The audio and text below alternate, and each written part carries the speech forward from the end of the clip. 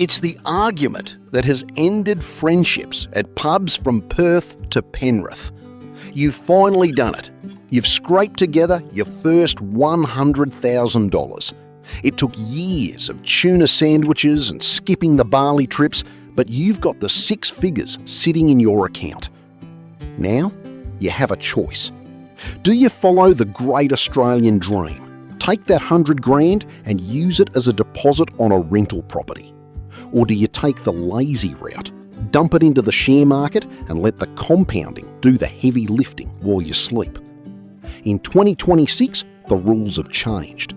Higher interest rates, land tax hikes and the rental crisis have made this decision more complicated than ever.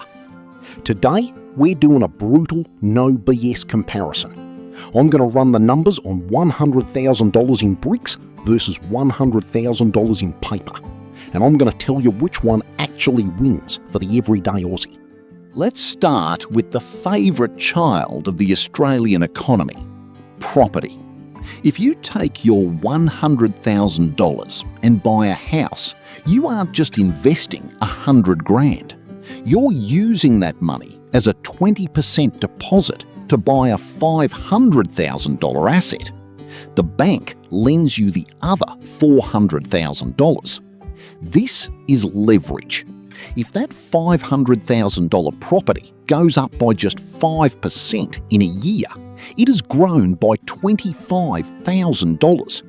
Because you only put in $100,000 of your own money, that $25,000 gain is a 25% return on your actual investment. That is the cheat code that has made more middle-class Australians wealthy than anything else in history. It's hard to beat a 5-to-1 leverage. But in 2026, that leverage comes with a massive but. Property gurus love to talk about the gains, but they rarely talk about the friction. The moment you buy that $500,000 property, the government steps in and takes a massive chunk in stamp duty. Then you've got building inspections, solicitor fees and mortgage setup costs. Before you've even got the keys, your $100,000 is already down to $80,000. Then comes the holding costs, rates, water, insurance and the nightmare of repairs. If the hot water service blows up on a Sunday night, that's $2,000 out of your pocket. If the tenant leaves and the place sits empty for a month, you're the one covering the $700 a week mortgage. In 2026, with interest rates where they are, many investment properties are negatively geared. That's a fancy way of saying you are losing money every single week just to keep the property. You're betting everything on the house price going up enough to cover those losses. Now, let's look at the other side. You take that same $100,000 and you buy a diversified ETF, like the VAS, which tracks the top 200 companies in Australia. There is 0 stamp duty. The brokerage fee is about $10. Within 5 minutes, you own a piece of BHP, CBA and Wesfarmers. You have no tenants, no leaking toilets, no land tax. And here is the Aussie secret sauce: franking credits. When these companies pay you dividends, they've usually already paid tax on that money. You get a credit for that tax, which makes your share income incredibly tax efficient. If you reinvest those dividends, the compounding starts to move like a freight train. But you don't have the leverage. If the market goes up 5%, your $100,000 only becomes $105,000. It feels slower. It requires a lot more patience and a much thicker skin when the news headline starts screaming about a market crash. So, let's run the 10-year math. Historically, Aussie property grows at about 6%, and shares grow at about 8 to 9%, including dividends. In the property scenario, your $500,000 house is now worth $900,000. You owe the bank $300,000. Your equity is $600,000. But you've paid out a fortune in interest, rates and repairs over those 10 years.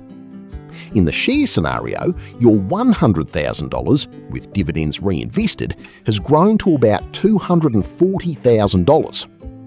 On paper, property wins the net worth battle because of the leverage, but shares win the lifestyle battle because you have $240,000 you can sell tomorrow if you need cash. You can't sell the back bedroom of a house if you need to pay for a surgery or a holiday. Here is the truth that the gurus won't tell you. The best investment is the one you can actually sleep with. If you're the type of person who gets stressed by a $2,000 repair bill or a bad tenant, property will ruin your life, even if it makes you rich. If you're the type of person who panics when they see their bank balance drop by 10% in a week, the share market will keep you up at night.